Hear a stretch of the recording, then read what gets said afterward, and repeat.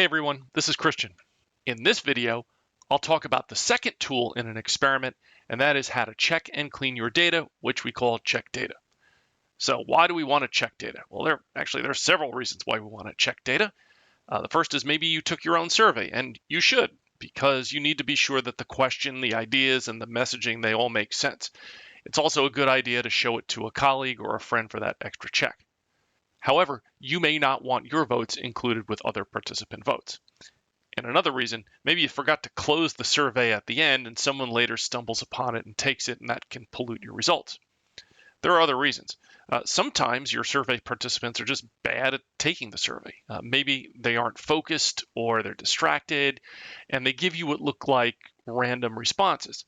Maybe a survey participant abandoned the survey and didn't give enough meaningful responses. And the final reason is that, well, maybe somebody is gaming your survey so they can skew the results toward a result that they favor.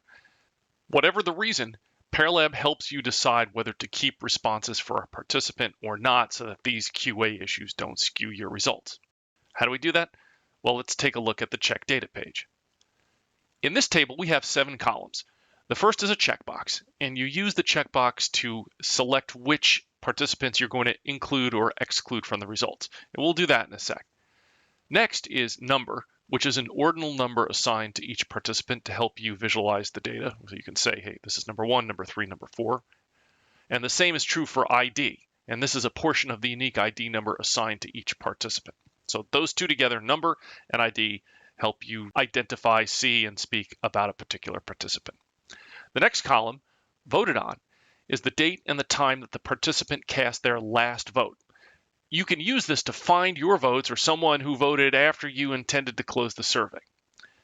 Analyze shows yes with a green dot when the participant is included in the results, or no with a gray dot when they're excluded from the results. Stanley Score is the degree of randomness in the participant's vote. Well, what does that mean? I'll explain with an example. Imagine we're testing 3 ice cream flavors, vanilla, chocolate, and strawberry, and I vote for vanilla over chocolate, and then chocolate over strawberry. Now, logically, I should vote for vanilla over strawberry. But what if I don't? Well, the more I vote contrary to other voting that I've done, the more my results begin to look random. And Stanley Score is a measure of this randomness. Almost everyone will have some measure of randomness in their voting, and it tends to creep up with longer lists of ideas. So when is too much? There's no specific answer to that. But we can see from the check data results that a score below 25 is green, and that's generally acceptable. A score between 25 and 34, indicated by yellow, indicates a moderate amount of randomness. A score of 35 to 49, that's the orange indicator, is more severe. And 50 or above, which is red, may be unacceptable. But you need to decide how much randomness you're willing to tolerate. The scale tops out at 100, which resembles perfect total randomness. And finally, we have flags, which are text comments that warn you about problematic responses. There are 2 flags.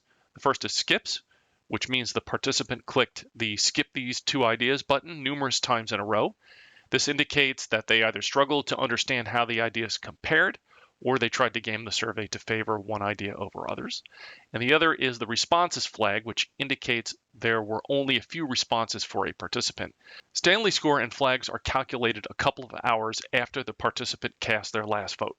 In the meantime, you'll see an asterisk if these are pending. So you've looked over your data and decided which responses you want to exclude, or maybe you changed your mind and you want to now include responses that you previously kicked out. How do you do that? Well, it's the same for both.